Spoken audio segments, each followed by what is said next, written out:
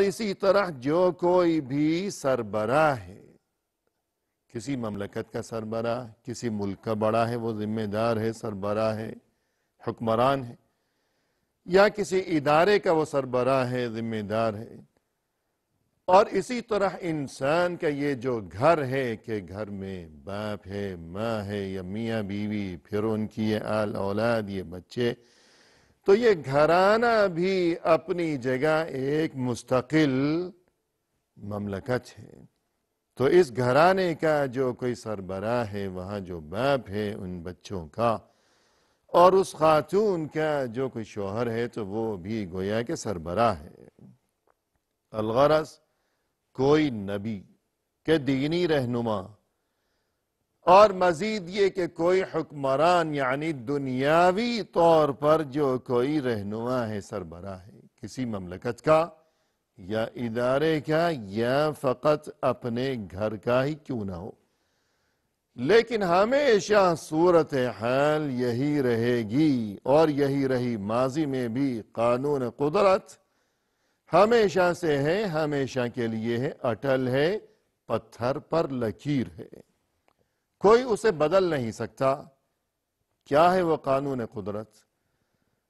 قانون قدرت یہ ہے کہ وَلَهُ بِطَانَتَانِ، کہ جو اس کے خاص قریبی لوگ ہیں وہ دو قسم کے ہوں گے۔ بِطَانَةٌ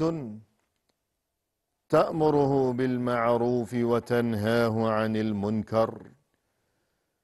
ایک تو قریبی قسم کے لوگ وہ ہوں گے کہ جو اس کے ساتھی ہیں، جو مشیر ہیں، بہت ہی قریبی، ہر وقت اٹھتے بیٹھتے ساتھ ہی جو رہتے ہیں، اور اس کے کان میں کچھ نہ کچھ کہتے رہتے ہیں۔ تو ایک قسم کے لوگ وہ ہیں جو کہ اسے ہمیشہ بھلائی کا حکم دیتے رہتے ہوں اور برائی سے باز رہنے کا مشورہ دیا کرتے ہوں۔ وَبِطَانَةٌ لَا تَأْلُوهُ خَبَالًا، اور دوسرے قسم کے لوگ وہ ہیں اس کے انتہائی قریبی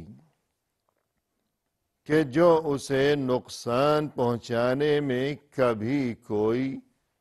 کسر نہیں چھوڑتے، باز نہیں آتے۔ جہاں کوئی موقع ہاتھ آ گیا، جہاں کوئی ایسی صورتحال سامنے نظر آ گئی کہ جہاں خرابی کا سامان ہے، اس کے لیے بربادی کا انتظام ہے، بظاہر بڑے مخلص بن رہے ہیں اور بہت میٹھی میٹھی باتیں اور بچھے جا رہے ہیں کہ آپ جناب کے قدموں میں ہم تو آپ کی خاک پا، اور یہ کہ آپ کی خیر خواہی میں تو ہم گھلے جا رہے ہیں، یوں بہت میٹھے کہ جیسے عربی میں کہتے ہیں الکلام المعسول، معسول یعنی عسل یعنی شہد جیسی میٹھی باتیں، ہمیشہ اس قسم کی باتیں کرتے رہنا، لیکن دل کے اندر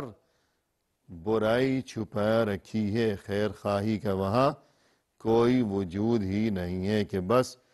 چونکہ سامنے علی الاعلان کھلم کھلا، اس کا کچھ بگاڑ نہیں سکتے، اس سے کچھ چھین نہیں سکتے، اس کی جگہ پر قبضہ نہیں کر سکتے،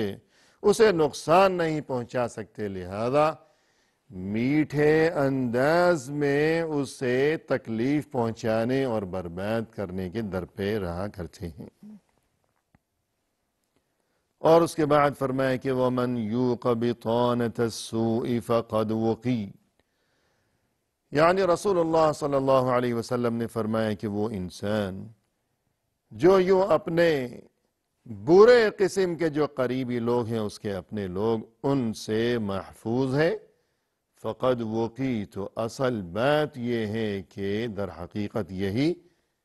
محفوظ رہ جانے والا انسان ہے، یہ خوش نصیب انسان ہے کہ ہم یہ کہتے ہیں کہ فلاں محفوظ رہا، فلاں بچ گیا، فلاں کی جان چھوٹ گئی، لیکن اصل میں جو بچ گیا، جو محفوظ رہ گیا، رسول اللہ صلی اللہ علیہ وسلم نے ارشاد فرمایا کہ اصل میں واقعی میں جو بچ گیا وہ یہی ہے کہ وہ انسان کے جس کے اپنے قریب ترین جو نزدیکی قسم کے لوگ ہیں، کہ انسان کے لیے اس کے بیوی بچے ہو گئے، قریبی رشتہ دار ہو گئے، یا خاتون خانہ ہے تو اس کے لیے اس کا شوہر ہو گیا، اولاد ہو گئی، یا کوئی سربراہ ہے تو اس کے جو وزیر مشیر ہیں، درباری ہیں، دوست احباب ہیں انسان کے لیے وغیرہ، اگر وہ قریبی لوگ برے نہیں ہیں بلکہ اچھے ہیں، واقعی مخلص ہیں، جس کسی کو ایسے ساتھی مل گئے مخلص اور برے ساتھیوں سے وہ محفوظ رہ گیا، تو در حقیقت یہی وہ انسان ہے جو کہ واقعی محفوظ رہ گیا۔ یعنی ناظرین کرام،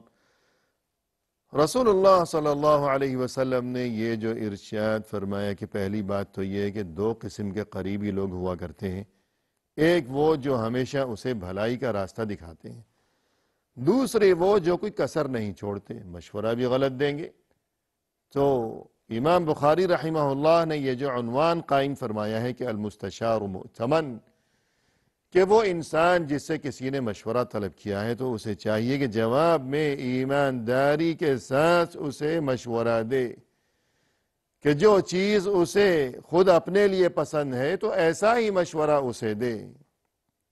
کہ اسے اپنی ہی جگہ تصور کرے۔ اور یہ کہ رسول اللہ صلی اللہ علیہ وسلم سے ابو الہیثم الانصاری رضی اللہ عنہ نے جب یہ گزارش کی تھی کہ اے اللہ کے رسول، آپ نے یہ جو ارشاد فرمائے کہ یہ دو غلام ہیں، ان دونوں میں سے میں اپنے لیے خود کسی کو پسند کر لوں، کوئی ایک پسند کر لوں، تو جواب میں گزارش یہ ہے کہ اے اللہ کے رسول، آپ خود میرے لیے ان دونوں میں سے کوئی ایک منتخب فرما لیجئے۔ تب رسول اللہ صلی اللہ علیہ وسلم نے یہی الفاظ ارشاد فرمائے تھے کہ المستشار مؤتمن، کہ جس سے مشورہ طلب کیا گیا ہو اسے چاہیے کہ وہ ایمانداری کے ساتھ مشورہ دے۔ ابو الہیثم، تم نے یہ بات میرے حوالے کر دی کہ میں پسند کر لوں تمہارے لیے ان دونوں میں سے کوئی ایک خادم، لہذا اب میں بھی ایمانداری کے ساتھ تمہارے لیے ان دونوں میں سے کوئی ایک پسند کروں گا۔ لہذا امام بخاری رحمہ اللہ نے اس باب کا عنوان قائم فرمایا المستشار مؤتمن۔ مزید یہ کہ جو قریبی لوگ ہوا کرتے ہیں، جو اچھے ہیں تو اچھا مشورہ دیں گے، تو اس وجہ سے بھی امام بخاری رحمہ اللہ نے کہ اچھا مشورہ دینا چاہیے ایمانداری کے ساتھ، اور یہی تذکرہ اس حدیث میں کیا گیا ہے، تو امام بخاری رحمہ اللہ نے اس حدیث کو یہاں اس عنوان کے تحت درج فرمایا ہے۔ اس کے بعد یہ کہ ناظرین کرام، یہ جو رسول اللہ صلی اللہ علیہ وسلم نے ارشاد فرمایا کہ قریبی لوگ دو قسم کے ہوا کرتے ہیں، یا تو بہترین مشورہ دینے والے اور واقعی خیر خواہ اور مخلص، ہمیشہ بھلائی کا حکم دینے والے، برائی سے منع کرنے والے، اور یا پھر قریبی لوگ ایسے بھی ہوا کرتے ہیں کہ جو نقصان پہنچانے میں کوئی کسر نہیں چھوڑتے۔ تو اس سے یہ بات سمجھ میں آئی کہ اکثر و بیشتر انسان جو کبھی کسی مصیبت کے گڑھے میں جا گرتا ہے اور یہ کہ کسی مصیبت میں پھنس جایا کرتا ہے، تو اس کی اس مصیبت کے پیچھے در حقیقت کوئی غیر نہیں، کوئی دور کے لوگ نہیں ہیں، کوئی اجنبی نہیں ہے کہ جس نے اسے اس مصیبت میں مبتلا کر دیا ہے، بلکہ اکثر و بیشتر اس مصیبت کے پیچھے وہی لوگ ہوا کرتے ہیں کہ جن کے ساتھ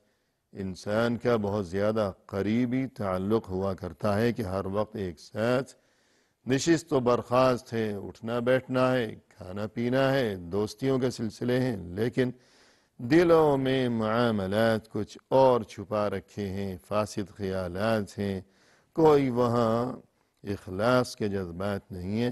تو لہذا رسول اللہ صلی اللہ علیہ وسلم کے اس ارشاد گرامی سے ایک بات یہ بھی سمجھ میں آئی کہ انسان کو چاہیے کہ پہلی بات تو یہ کہ ہم ان لوگوں کے ساتھ